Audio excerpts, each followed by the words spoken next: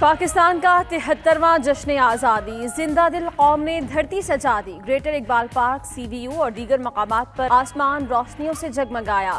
کراچی میں جشن آزادی منانے کے لیے عمارتوں کو دلہن کی طرح سجایا گیا۔ شاہراہوں پر سبز اور سفید لائٹیں قومی پرچم کا عکس پیش کرنے لگیں۔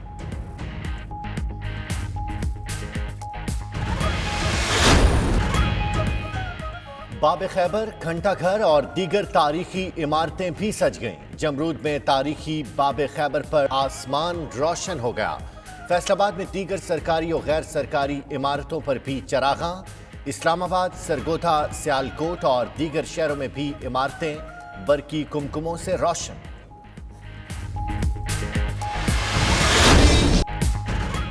جشن آزادی، لاہور کے لبرٹی چوک اور گریٹر اقبال پارک میں تقریبات، موسیقی کا بھی اہتمام۔ جشن آزادی منانے کے لیے بڑی تعداد میں لوگوں نے مری میں بھی ڈیرے ڈال لیے۔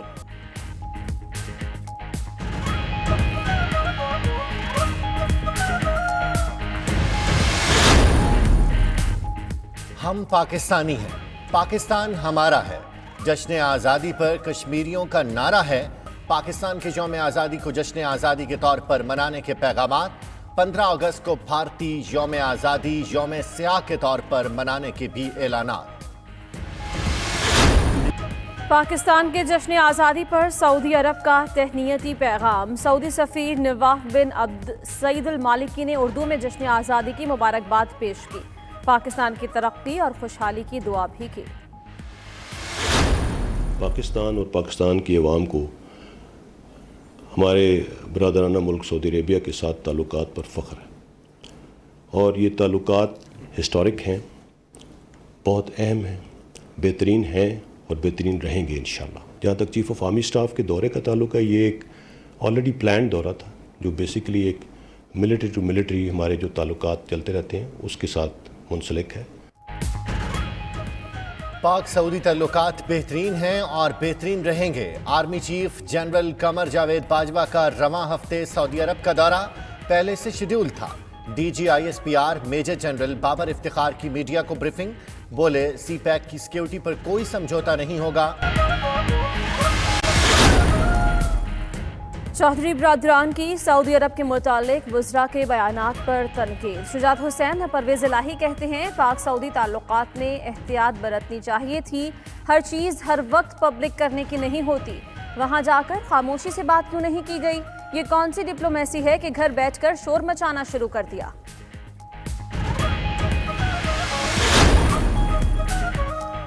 متحدہ عرب امارات اور اسرائیل میں سفارتی تعلقات قائم کرنے کا معاہدہ ہو گیا۔ دونوں ملک براہ راست پروازوں، سیکیورٹی، ٹیلی مواصلات، توانائی، سیاحت اور صحت جیسے امور پر مذاکرات کریں گے۔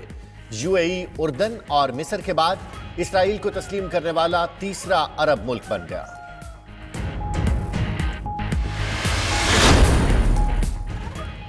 امریکی صدر نے یو اے ای اور اسرائیل کے معاہدوں کو ایک بڑا بریک تھرو قرار دے دیا۔ کہا دونوں ملک امریکہ کے عظیم دوست ہیں۔ اسرائیلی وزیر اعظم نیتن یاہو نے کہا برطانیہ اور آسٹریلیا کا بھی معاہدے کا خیر مقدم۔ حماس اور ایران کی تنقید۔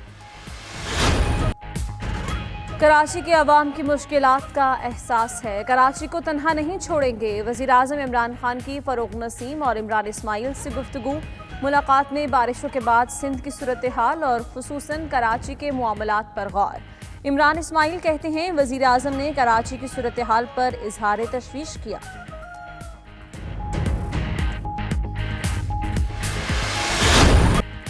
بی آر ٹی چل ہی پڑی، وزیر اعظم نے پشاور بس ریپڈ ٹرانزٹ منصوبے کا افتتاح کر دیا۔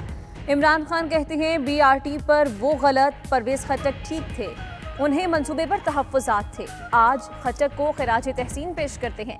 یہ پاکستان کا بہترین میٹرو بس منصوبہ ہے، پہلی بار ڈیزل ہائیبرڈ بسیں چلی۔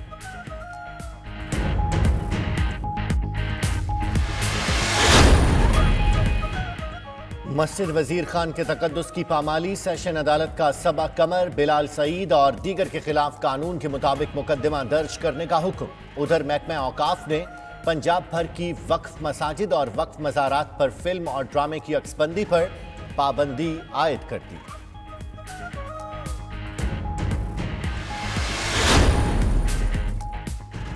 اور فواد عالم کی 11 سال بعد ٹیم میں واپسی، کوئی رن بنائے بغیر پویلین واپسی، پاکستان بامقابلہ انگلستان دوسرے ٹیسٹ کے لیے ساؤتھ ہمپٹن میں سجا میدان، قومی ٹیم کی ٹاس جیت کر بیٹنگ، بارش نے پھر ڈالی رنگ میں بھنگ، پاکستان نے 5 وکٹوں پر 126 رنز بنائے تھے کہ کھیل روکنا پڑ گیا۔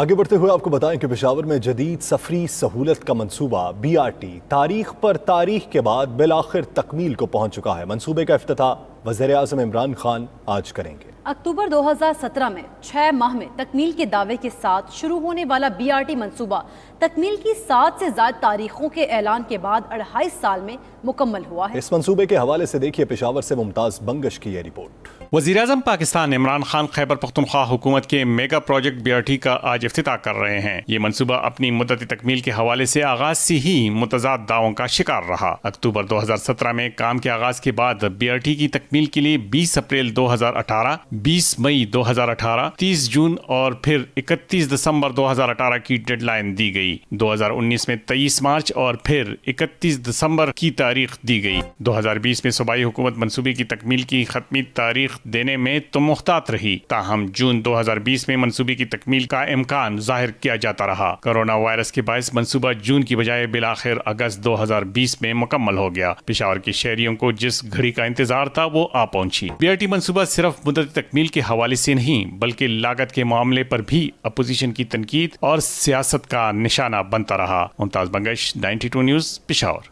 وزیراعظم پاکستان عمران خان خیبر پختونخوا حکومت کے میگا پروجیکٹ BRT کا آج افتتاح کر رہے ہیں۔ یہ منصوبہ اپنی مدت تکمیل کے حوالے سے آغاز سے ہی متضاد دعووں کا شکار رہا۔ اکتوبر 2017 میں کام کے آغاز کے بعد BRT کی تکمیل کے لیے 20 اپریل 2018، 20 مئی 2018، 30 جون اور پھر 31 دسمبر 2018 کی ڈیڈ لائن دی گئی۔ 2019 میں 23 مارچ اور پھر 31 دسمبر کی تاریخ دی گئی۔ 2020 میں صوبائی حکومت منصوبے کی تکمیل کی حتمی تاریخ دینے میں تو محتاط رہی، تاہم جون 2020 میں منصوبے کی تکمیل کا امکان ظاہر کیا جاتا رہا۔ کورونا وائرس کے باعث منصوبہ جون کی بجائے بالآخر اگست 2020 میں مکمل ہو گیا۔ پشاور کے شہریوں کو جس گھڑی کا انتظار تھا وہ آ پہنچی۔ BRT منصوبہ صرف مدت تکمیل کے حوالے سے نہیں بلکہ لاگت کے معاملے پر بھی اپوزیشن کی تنقید اور سیاست کا نشانہ بنتا رہا۔ ممتاز بنگش، 92 نیوز، پشاور۔